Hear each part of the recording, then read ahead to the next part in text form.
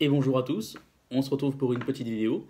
Petite vidéo qui va être sur le thème de l'ouverture du carnassier, hein. On en arrive très vite, hein, la date va vite arriver.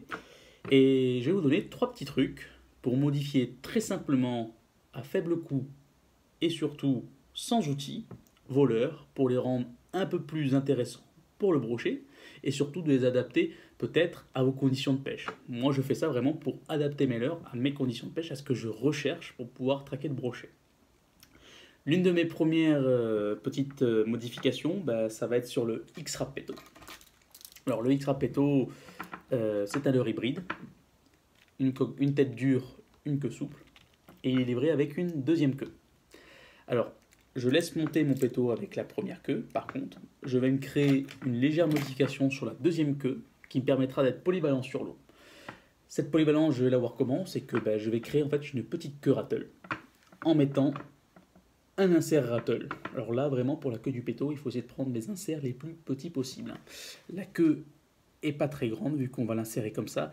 Donc il ne faut pas prendre un très gros rattle, par exemple, comme celui-ci, qui est très gros et qui risque de rentrer et de tout déchirer à l'intérieur. C'est pas ce qu'on recherche, on veut que le leurre dure un peu longtemps. Donc c'est simple, j'ai ma queue, sans outils, j'ai bien dit sans outils. Je prends mon péto, sorti de la boîte, avec les hameçons, et je perce le haut de ma queue avec mon triple. Une fois que c'est fait, je prends mon rattle, je m'idifie un petit peu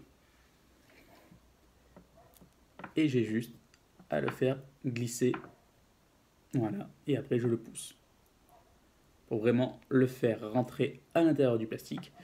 Il est à l'intérieur du plastique, il n'y a même pas besoin de colle, et ça me permet d'avoir une queue rattle sur mon péto. Pour le deuxième petit truc, pareil, mais sauf que je change de leurre. Ça va être sur le reproach.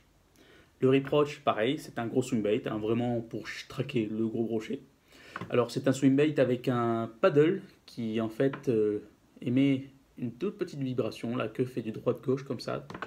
Ça émet une petite vibration. Mais j'ai envie d'y rajouter un peu de son. Donc pareil, même principe, avec cette fois-ci un plus gros rattle parce que la queue le permet. Et là encore, sans outil. Je prends un triple, je perce par le dessus de la queue. Tac.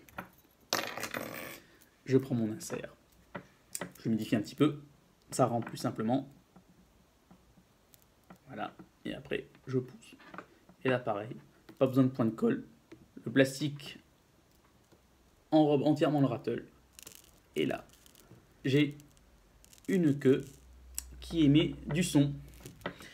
Et ensuite, mon dernier petit truc, c'est que aujourd'hui dans mes boîtes, j'ai beaucoup de leurres qui sont pour moi ma sélection, ceux qui prennent du poisson. Et des fois, je rencontre le problème que certains leurres, j'arrive pas à les faire passer là où je veux.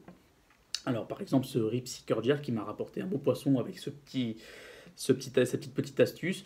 C'est un leurre qui pêche entre 1 mètre et 1 mètre 20 d'eau. Le problème que j'ai, c'est que j'avais besoin de le présenter un peu plus profond.